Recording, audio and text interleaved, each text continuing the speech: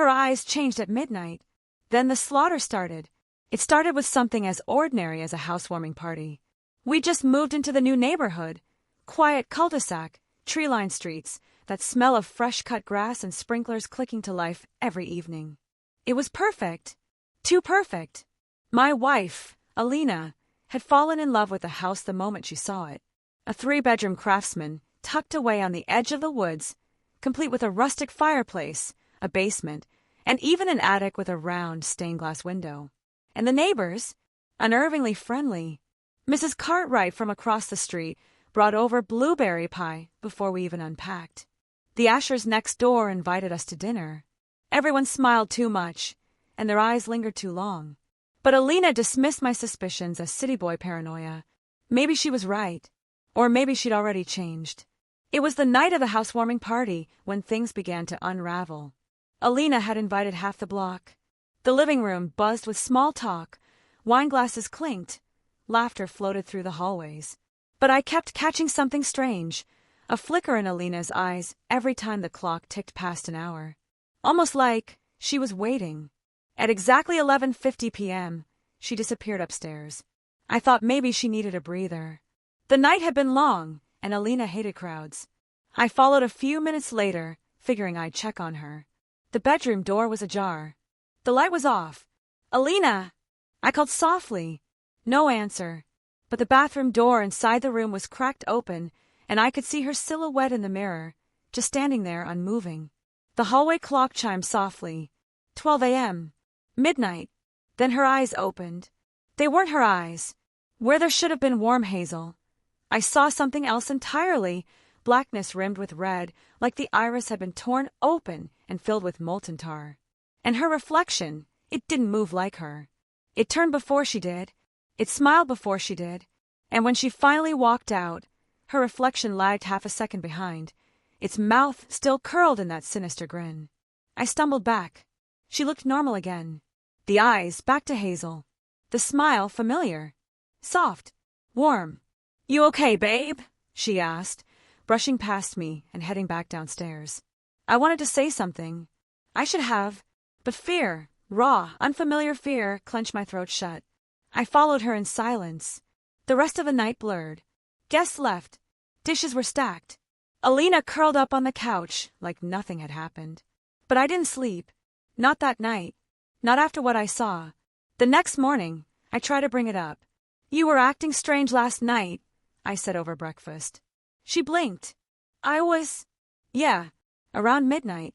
You went upstairs and your eyes looked different." She laughed. "Different? What, like demon eyes?" I didn't laugh with her. Her smile faded. "Honey, I was probably just tired. You know I've been stressed with the move." I nodded, but my stomach twisted. Because that night, it happened again. At midnight, her eyes changed. This time I watched it happen. I stayed up, pretending to sleep on the couch while she read in the armchair. As the clock inched toward 12, her hand stopped turning pages. Her head tilted unnaturally, like a marionette with tangled strings. Her pupils dilated into pits of black. And just as the final chime rang out, she stood and walked out the front door. I followed her. Barefoot and silent, I trailed her through the cul-de-sac, past rows of sleeping homes. She walked slowly, almost robotic, not a single glance in my direction. When she reached the Ashers' porch, she stopped, raised her hand, and knocked 3 times. I held my breath. The door creaked open. Mr. Asher stood there, eyes already black. They didn't say a word. Alina stepped inside. The door shut. I waited for 10 minutes, heart hammering. Then 20. When she finally returned home, she walked past me like I didn't exist. Her eyes back to hazel. She climbed into bed, pulled up the covers, slept peacefully. The next day, Mr. Asher was gone. "Business trip," his wife said. "Left in the middle of the night." But I saw her flinch. Her lip trembled. Her hands shook as she watered the roses. Something was very, very wrong. I started keeping notes. Times. Names. Expressions. Every night at midnight, Alina vanished. Sometimes she went into the woods. Sometimes to neighbors' houses. Once, she just stood in the middle of the street, staring up at the moon until her nose bled. And each time, Someone else in the neighborhood left the next day. Work trips, family emergencies, sudden moves. The neighborhood was thinning out. I tried filming her once, hoping to show her later. But every clip went black at exactly 12 a.m. Just static, screeching audio. A single phrase whispered backward in each one. She belongs to the night. I stopped recording after that. Then, 3 nights ago, something changed. At 12 a.m., Alina stood at the foot of our bed and stared at me. For the first time, no walking, no vanishing, just watching. And then she whispered, "You saw too much." I didn't sleep at all after that. The next morning, she was sweet as ever. Made pancakes, kissed my forehead, but her eyes watched me too long, tracked my every move. I had to know what was happening. That afternoon, I went to Mrs. Cartwright. She looked pale, tired. I asked her about Alina. Her hands trembled. "Don't follow her any more," she said. "Whatever you do, don't knock on the 3rd cabin door." "What cabin?" She just shut the door in my face. I didn't even know there were cabins near the neighborhood, until I checked Google Maps and found a trail leading into the woods, barely visible. But it was there. 3 cabins, deep in the forest, unlisted. No roads, no property names. Last night, I followed Alina again. She didn't head toward the neighborhood this time. She went into the woods, down the trail, past the trees. Fog clung low to the ground, curling around her ankles like fingers. I stayed far enough behind, silent. The cabins emerged slowly, hunched in the darkness like decaying teeth. She stopped at the 3rd one, the one with the red door. Then she knocked. 3 times. The door opened on its own. She stepped inside. I waited, but I didn't leave. This time, I had to know what was behind that door. So I followed her in. And now, I wish I hadn't. Because what I saw inside that cabin made me question everything I ever believed about my wife, about reality, about the darkness that clings to midnight like a shadow with teeth. And it was waiting for me, too. The next morning, the world felt wrong. Even as sunlight poured through the cracked blinds, it did little to chase away the heaviness left behind from last night. I hadn't slept. Not really.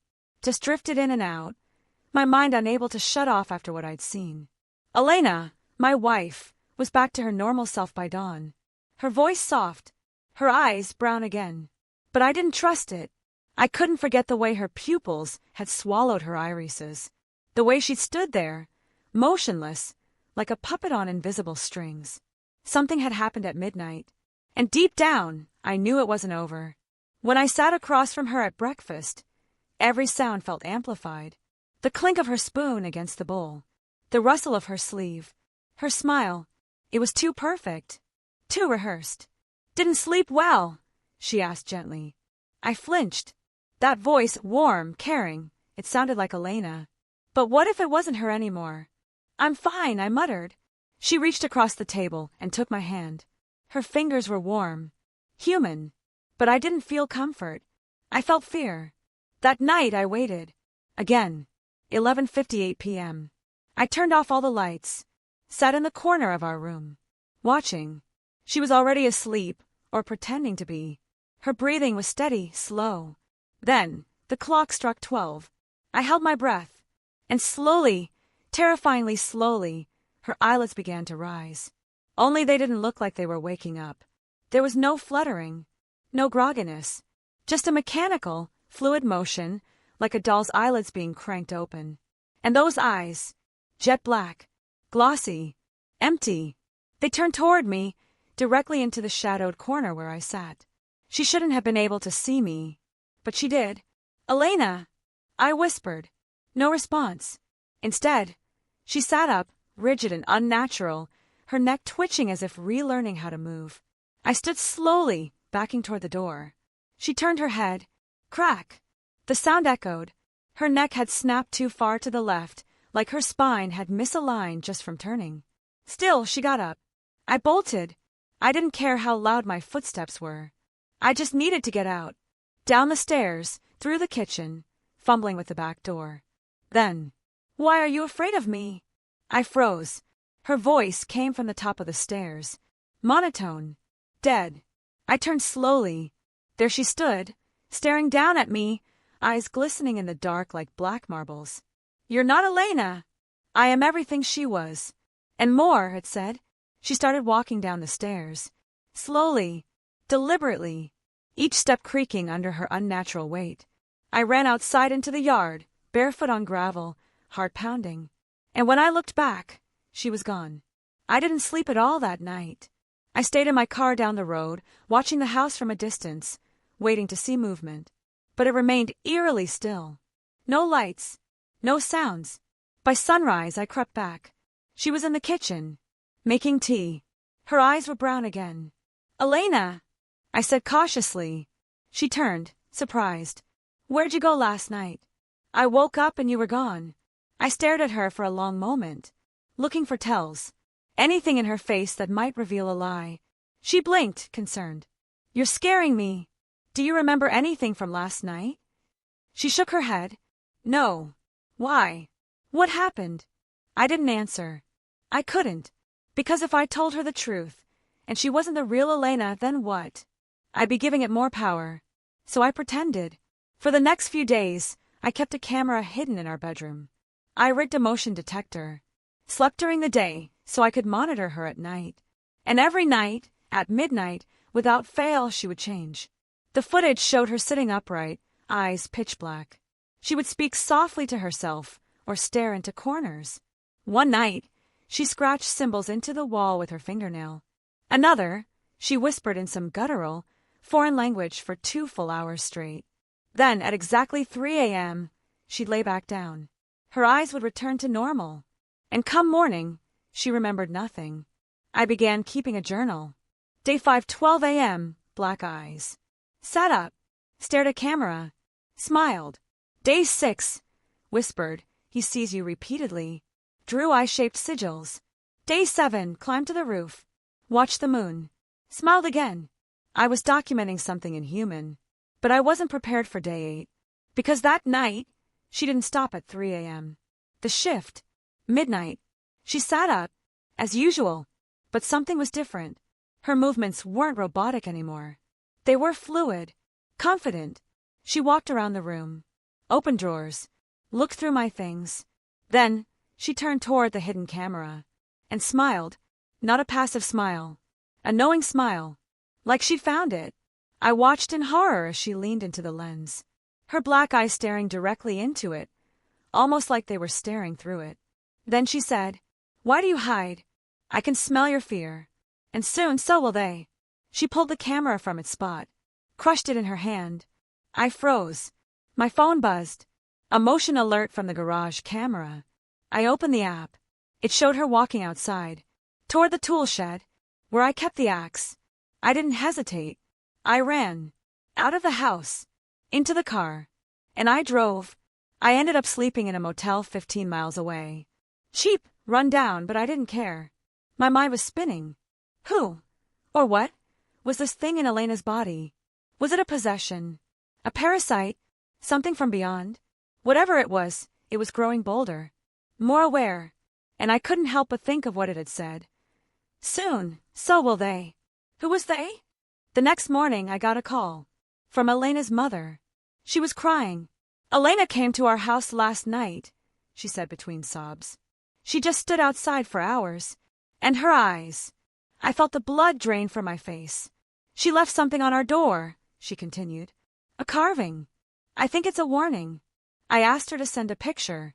It was the same symbol Elena had scratched into our wall. An eye, surrounded by flame. And beneath it, carved in a language I didn't understand, were 3 words. I used an online translator. The words meant, "The slaughter begins." The motel room reeked of mildew and something faintly metallic. I hadn't slept. Couldn't. Not after what Elena's mother told me. That Elena, whatever was pretending to be her, had stood outside their house for hours, black-eyed, leaving behind a symbol carved into their door with a message. "The slaughter begins." I stared at the photo of that symbol on my phone until the screen dimmed. I needed help. But who the hell do you call when your wife is becoming something inhuman at midnight? The police. They'd laugh me out of the station. A priest. That felt cliché. And yet, somehow not enough. And then I remember the journals. Before we got married, Elena's grandmother had passed away. Elena inherited a few of her things, old clothes, vintage jewelry, and a small wooden box she had locked and placed in the attic, saying it gave her the creeps. I hadn't thought of that box in years. But now, something about it gnawed at me. I had to go back to the house. The return. The sun was setting when I pulled up to the house. The windows were dark. No movement. The house felt different, like it was waiting.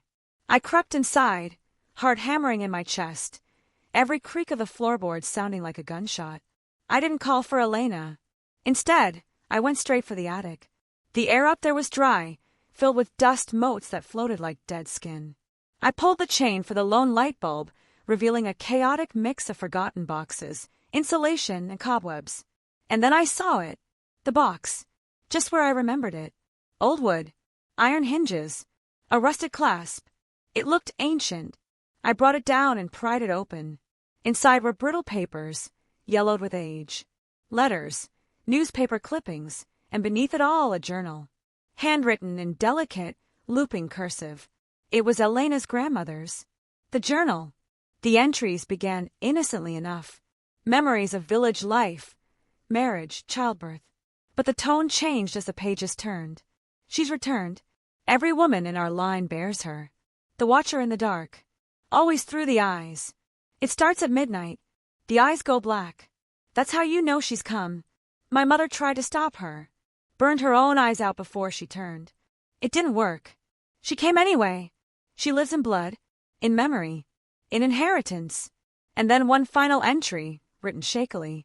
I've locked the rights away. If she awakens in my granddaughter, God help us all. I flipped through the remaining pages. There, stuffed between the back cover, was a folded slip of paper. A drawing. The same symbol Elena had carved. The flaming eye. And beneath it, 3 days after her eyes change, the hunger begins. I counted on my fingers. Tonight would be day 3.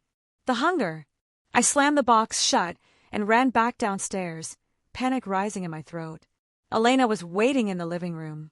But not the Elena I knew. She sat upright, motionless, eyes jet black, watching. I was wondering when you come home, she said. I froze. What are you? I asked. She tilted her head, like an animal mimicking human confusion. I am her. And she is me. And soon you will be ours, too. I backed away. She stood. Elena's not in there anymore, I said. You're just using her. That got a reaction. The smile faded. Her face twitched, as if the mask she wore was cracking. She's watching, the voice whispered. The eye. The mother of midnight. And she's hungry. She lunged. I turned and ran, bolting out the front door back to the car. I didn't stop driving until I reached the town's outskirts. I needed someone, anyone, who could confirm I wasn't losing my mind. The priest. I found Father Marcus in a decaying church off a dirt road, recommended by an old message board for strange happenings. His face was lined with age and fear, like someone who'd seen too much. He didn't laugh when I explained. Instead, he brought out his own collection of journals, one of which contained a near-identical version of the eye symbol. It's not a demon in the biblical sense, he explained. It's older. Pre-language.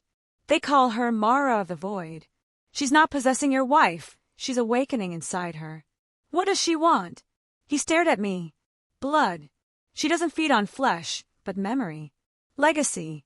When she wakes fully, she will wipe out anyone who remembers who your wife was. So she can erase Elena and remain in her place. I swallowed hard. How do I stop it?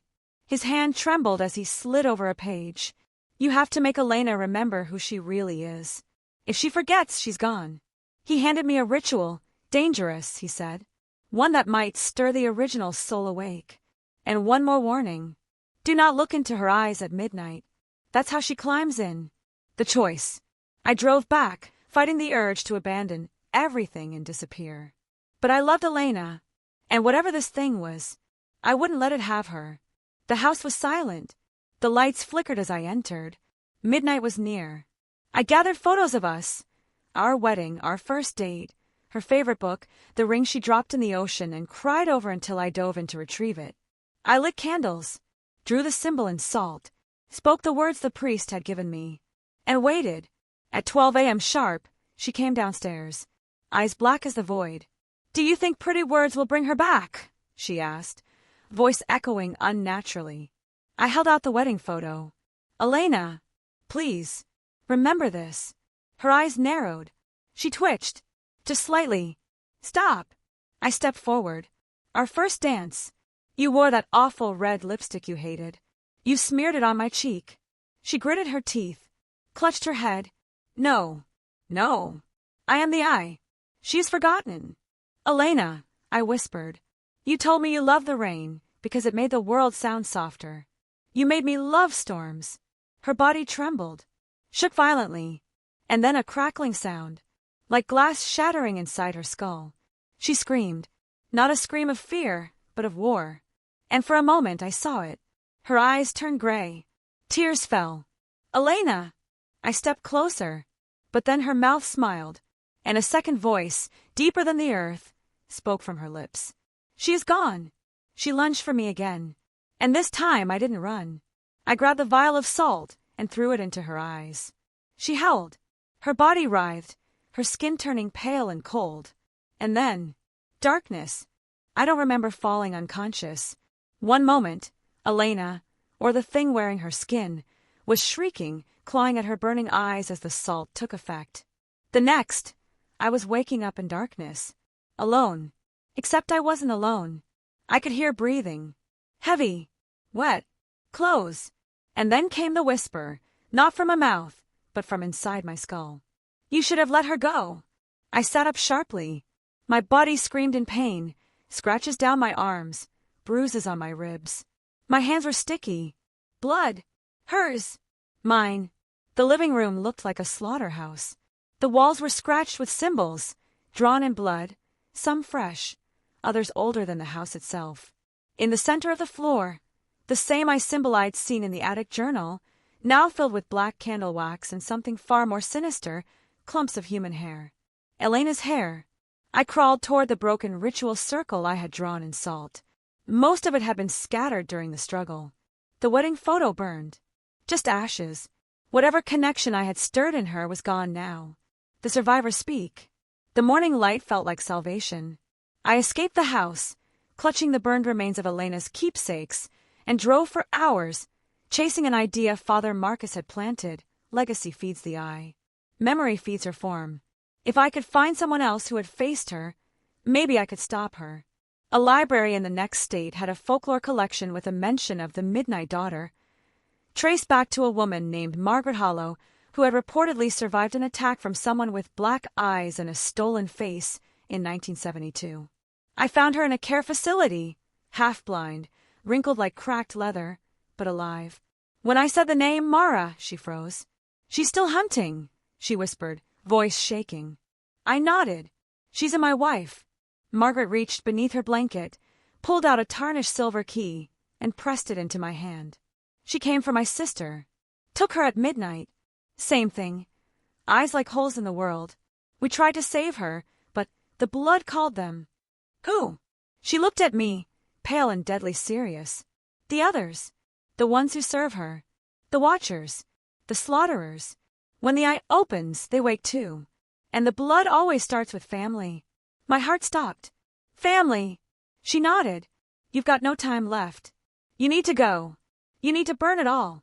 The blood trail." I drove home like a man possessed. Every mile felt like a countdown. My phone buzzed. A text from Elena's sister, Grace.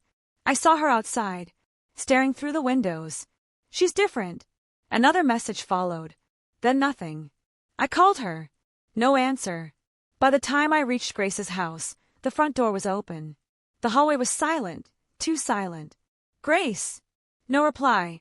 Then I saw the blood, smeared handprints leading toward the kitchen. Furniture overturned. A trail of dark smears up the staircase. The house reeked of copper and decay. I followed the trail upstairs, heart in my throat, and found her. Grace was in the bathroom. Alive. Barely.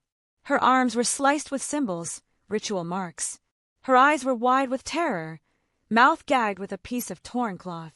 "Elena!" she mouthed, tears pouring. I freed her. She couldn't stop shaking. She said I remembered too much, that I kept the old photos. She said, I had to be silenced. I helped her down the stairs and into the car.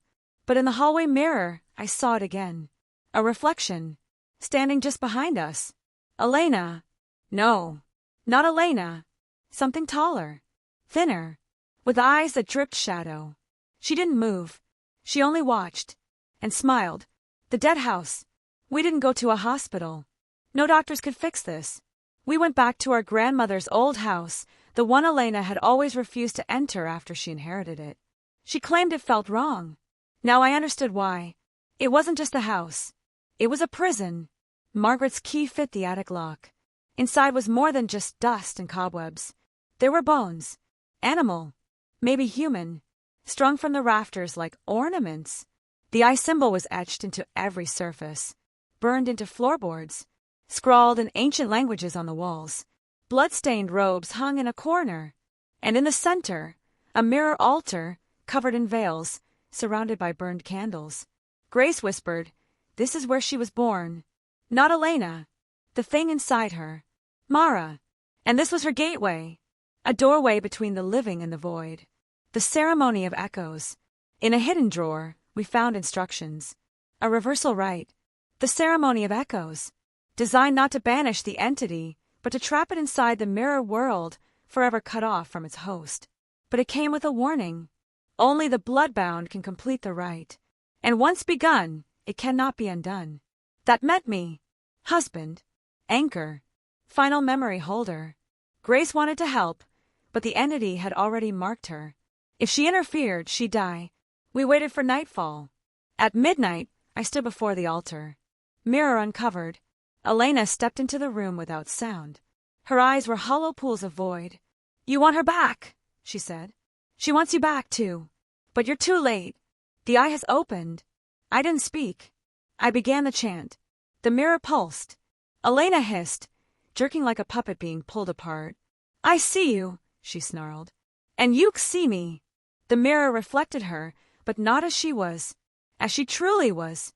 A long, skeletal figure cloaked in shadows. Eyes like stars collapsing. I kept going. Tears streaming down my face.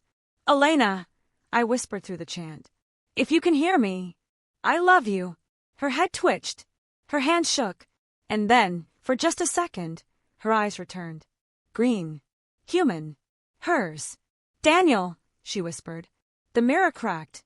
A screech shattered the silence. The eye screamed. Elena fell to the floor, unconscious. And in the mirror, Mara was trapped, slamming against the glass, howling in fury, fading into darkness. Aftermath. Elena didn't wake up right away. 4 days. She drifted in and out of a sleep-like coma. No signs of trauma, the doctor said. Just exhaustion. I stayed by her side. Eventually, she opened her eyes. Green. Real. Hers. She didn't remember much. Just flashes. A black ocean. A door of bone. Whispers that bled. I told her everything. And she cried, for the people she hurt, the person she nearly became. Grace recovered. Moved to another city. Changed her name. We sold the house. Burned everything inside. But I kept the mirror. Locked in a steel box. Buried beneath salt and stone. Far in the forest. Sometimes, at midnight, I hear faint knocking from beneath the earth. Like something remembering my name. It should have ended with the burial. The mirror, locked in a steel case, doused in salt, wrapped in chains, buried beneath 6 feet of stone and dirt. That's what the ritual demanded. That's what the old writings swore would bind her forever. And for a while it worked. Elena returned to herself, fragile, uncertain, but real. She smiled again. She laughed, even if the sound sometimes cracked. Her nightmares came less frequently. Grace moved far away and tried to forget. We didn't talk about that night. We didn't mention the mirror. We told ourselves it was over. But evil doesn't rest. It waits. The fog returns. It began subtly. A light flickering in the hallway, nothing unusual. Our bedroom mirror, fogging up even when the room was cold. Footsteps in the attic, even though we had sold the house and moved into a brand new apartment. Mirrorless, just in case. Elena started having dreams again. She wouldn't tell me at first. But one night, I found her sitting in the bathtub, fully clothed, arms hugging her knees. She talks to me again, she whispered. My stomach dropped. Elena, who? She didn't answer. But I already knew. The mirror didn't trap her. It connected her. Buried eyes still watch. I returned to the burial site. The forest had changed. No animals. No birds. Even the wind felt wrong. Like it was watching me. I found the spot. Dug with my bare hands until my fingers bled. The steel box was still there. But it wasn't cold anymore. It was warm. And inside, the mirror was cracked again. Only this time, something had escaped. Fingerprints smeared the inner glass. Long and human prints. And inside the crack, a single green eye. Elena's eye. I ran. But the forest didn't let me go. The cursed jumps. Back at the apartment, Elena was gone. The door was locked from the inside. Her phone sat on the table, next to a note in her handwriting. I saw her in my reflection today. She's not trapped anymore. She's hiding. And I think she found a way to live without me. I love you. But you have to finish what we started. And underneath the note, a mirror shard. Still warm. Still humming. That night I saw her. Not Elena. Mara. She appeared in the reflection of a bus window. Then in a store mirror. Then in the glass of a puddle at my feet. Everywhere I looked, she was closer. Not moving. Just watching. Her eyes weren't black anymore. They were mine. The eye opens wider. I returned to Father Marcus. But he wasn't there. The church was gutted. Burned. Charred symbols smeared across the stone walls. One survivor, a nun, barely breathing, told me with blistered lips. She came from the glass. She had your wife's voice. And then she died. The hospital reported Elena had checked herself in a week ago. But the woman they described, she never spoke. She only stared at the mirrors and refused to sleep. When I saw the security footage, I felt the last of my hope bleed away. It wasn't Elena. It was a shell. A body animated by something older. Hungrier. Mara had figured it out. She didn't need a host anymore. She needed a face. The final reflection. I went back to the forest. Dug deeper this time. Beneath the mirror box was a second object. Wrapped in cloth. Radiating cold. A second mirror. This one wasn't cracked. It wasn't meant to trap her. It was meant to summon her. And carved on its frame, in ancient runes translated in my mind, as if I'd always known the language, were the words. You are the final gate. The eye sees through you. I saw my reflection. But it wasn't mine anymore. It blinked, while I didn't. And smiled. The truth revealed. Mara wasn't bound to Elena. She never was. She was bound to me. Every ritual. Every memory. Every act of violence. They all centered around my belief. My fear. The midnight change wasn't when she possessed Elena. It was when I accepted what I saw and let it live inside me. The blood. It was always about my bloodline. The others were shadows. Grace, Margaret, even Elena, they were casualties of a story that began generations ago. I wasn't just a husband. I was the vessel. And now, I was full. The final slaughter. At midnight, the world bled. Not figuratively. Literally. The sky opened with red rain. Mirrors everywhere began to crack. People across the city reported seeing themselves move differently. Twisting. Laughing. Bleeding from the eyes. The eye had opened. And it was mine. I felt her inside me. Whispering. Directing. And I obeyed. I walked the streets barefoot, leaving red footprints on the pavement. Windows shattered as I passed. People screamed, but not at me. At their reflections, breaking free. Across the city, the slaughter began. Not from monsters. From the mirrored versions of ourselves. Each of us had a gate. And mine was the first. They found me days later, locked in a warehouse, surrounded by broken mirrors and scribbled warnings on every wall. They say I was screaming the same words over and over. Don't look at her. Don't remember her face. She remembers you. They put me in a psychiatric hospital. I don't blame them. But here's the thing. You're watching this video now. You've heard her name. You've pictured her face. You've imagined her black eyes, her inhuman grin, the way she shifts in the glass. You've seen her, and she's seen you. So tonight, when you pass by a mirror, don't stop. Don't look. And if you see your reflection blink after you've walked away, run.